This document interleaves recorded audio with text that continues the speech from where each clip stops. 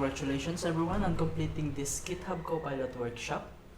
So in here we've covered a wide range of topics starting on the introduction of GitHub Copilot. We've also set up your development environment and exploring the powerful capabilities of Copilot in writing codes. So in this workshop, or throughout this workshop, we've delved into practical scenarios such as creating the landing page and the details page. We also implemented CRUD functionality.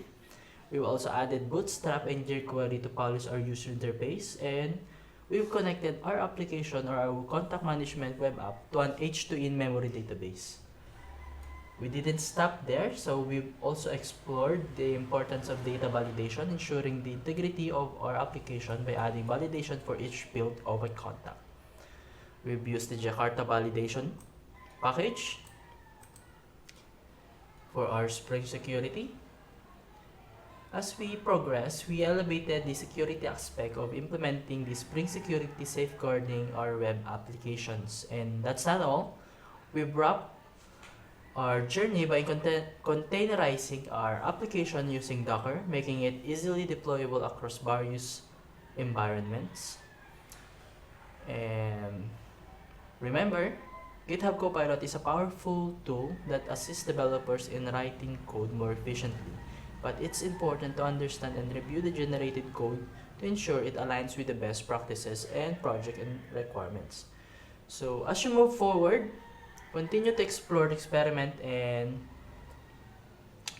practice with GitHub Copilot in your everyday coding tasks. It will leverage our productivity. It assists us to enhance our productivity and streamline our development process. So thank you for joining me, and I hope you find it valuable. Feel free to revisit this recorded session, experiment with the code on your own, and share the learning with the community.